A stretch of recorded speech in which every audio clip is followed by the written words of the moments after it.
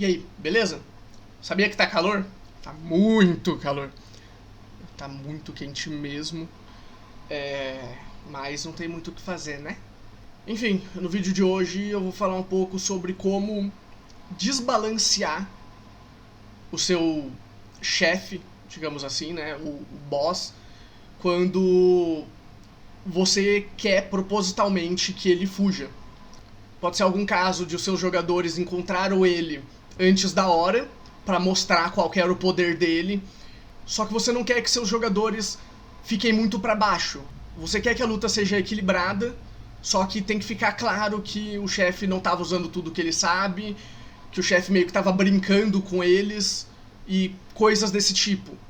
Isso dá um pouco mais de preparo, até porque, como a gente sabe, no livro tem um nível de desafio de cada criatura.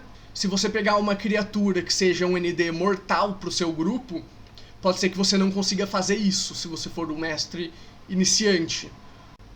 Na minha opinião, você tem que começar sabendo mais ou menos o que você quer para aquela criatura. Depois que você tiver uma noção mais ou menos do que você quer, você procura uma criatura que seja dentro daqueles padrões.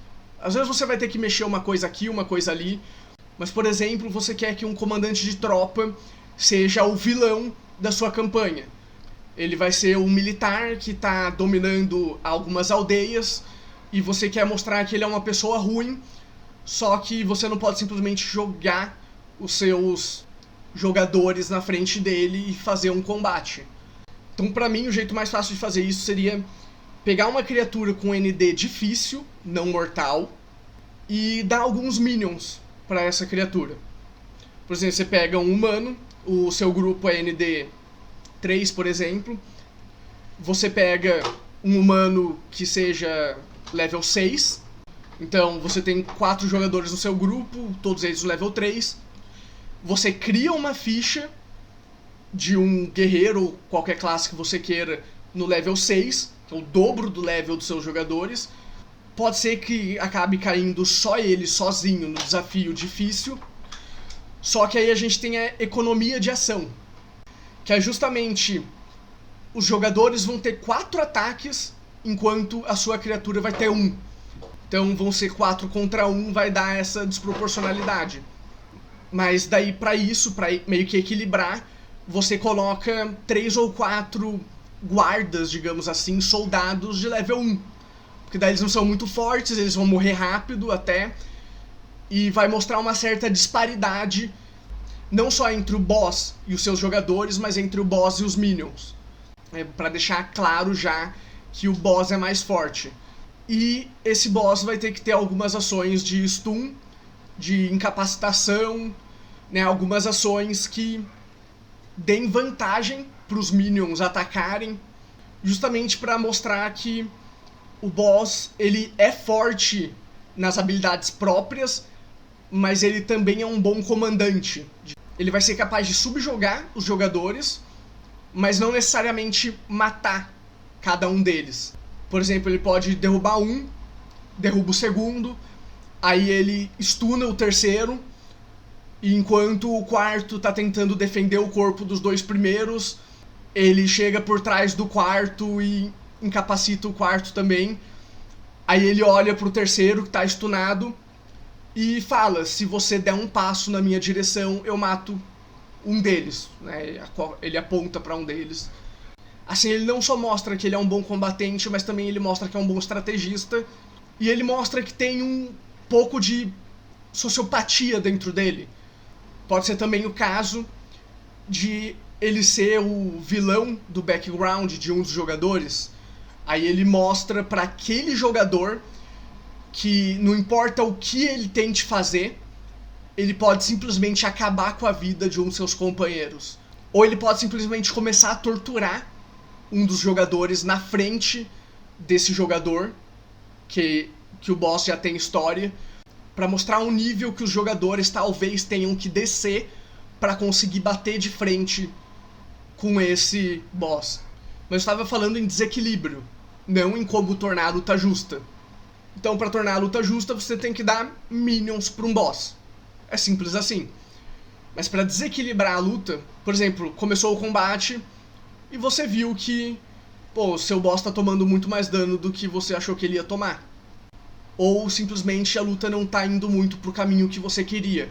Não um caminho de TPK, de matar a party inteira, mas um caminho de subjugar a party. Então uma das coisas que você pode fazer, por exemplo, é fazer um segundo em comando chegar. Ele e esse segundo em comando se separaram em algum momento, e conforme a luta tá acontecendo, esse tenente ou esse sargento chega para ajudar na luta. Então seria o comandante level 6 e os minions ali no level 1, ou até nenhum minion, e chega esse tenente no mesmo level dos jogadores. Ou uma segunda opção também seria dar algum item de último recurso. Último recurso é aquela vez que a pessoa sabe que ela não vai conseguir ganhar e ela usa aquela técnica, aquele item para virar o jogo a favor dela.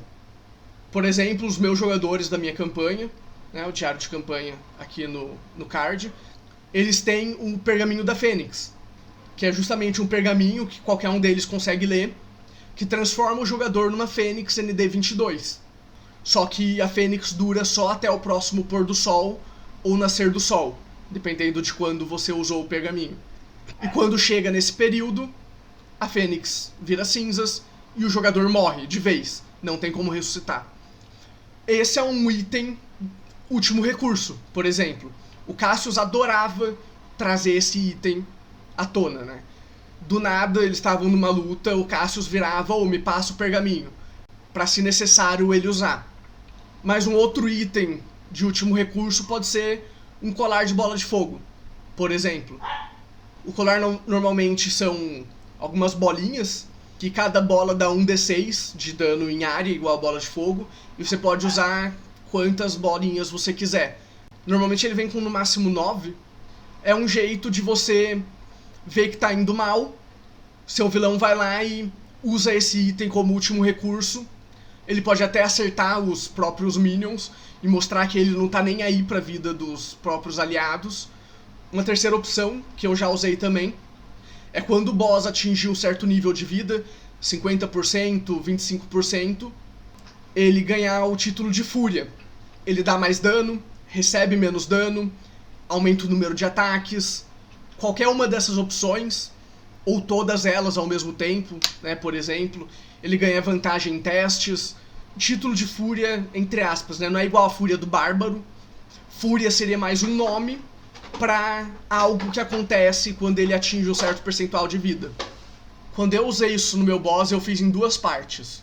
Quando ele atingiu 50%, ele ganhou um ataque extra, então ele tinha 2 ataques. Quando ele chegou em 50% da vida, ele ganhou um terceiro.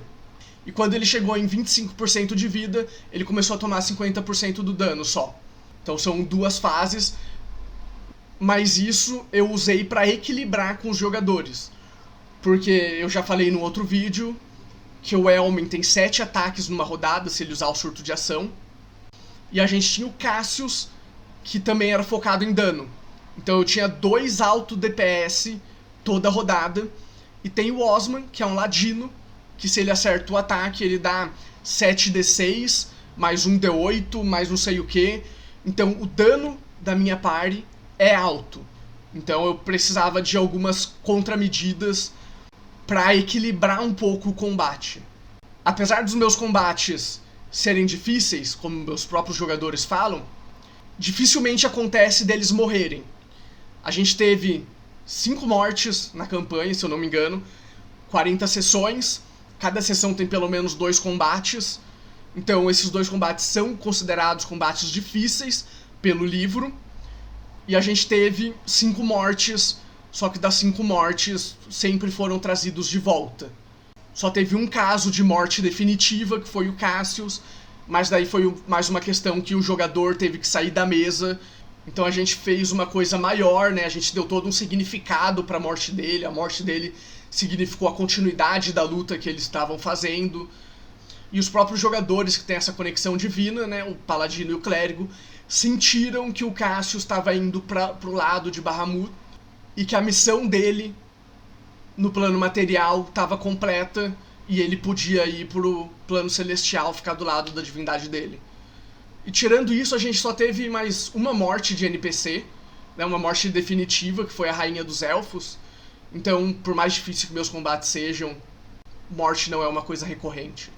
Cair é uma coisa recorrente, que acontece em todo combate, pelo menos um deles cai, mas morrer, não.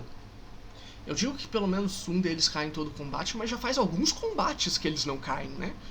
A gente vai ter que mudar isso. Tô brincando. Mas é isso. Esse vídeo é um pouco mais curto. É só algumas ideias do que você, mestre, pode fazer para evitar que o seu boss saia de cena muito cedo, para evitar que o primeiro encontro com o seu boss seja o último, porque você não calculou certo o poder da sua party e fez um boss muito fraco. Então você precisa de algum mecanismo ali de última hora para igualar as coisas, ou até mesmo para deixar o boss um pouco mais forte e fazer a party ter um motivo maior para ir atrás dele, para querer vingança. Lembrando que matar um personagem não é necessariamente uma coisa ruim. Na minha campanha, meus jogadores inventaram uma vampira na mesma torre onde a rainha élfica, que é a mãe do Uriel, morreu, e essa vampira conseguiu fugir da luta. Então, de vez em quando, eu coloco na campanha um bilhete da vampira, lembrando eles que ela tá perto da família deles, e fazendo eles terem que pensar se salvar o continente é a prioridade ou salvar a família é a prioridade. Né? Só um exemplo. Óbvio que eles tentam fazer os dois, mas a gente sabe que, apesar de ser um mundo mágico, não tem como eles estarem nos dois lugares ao mesmo tempo. Mais ou menos. Até tem, mas eles não sabem como. Mas é isso. Eu falei que o vídeo ia ser rápido e eu acabei continuando enrolando, né? Vídeos terças e sextas, conforme tá aqui do lado. No meu canal de política, eu coloquei um update da situação do meu cachorro. Então, eu vou deixar aqui no card também o vídeo dando o update do cachorro. Pra quem quiser ouvir, se não quiser, não vai. Eu sei que não tem nada a ver com D&D. Valeu, até terça.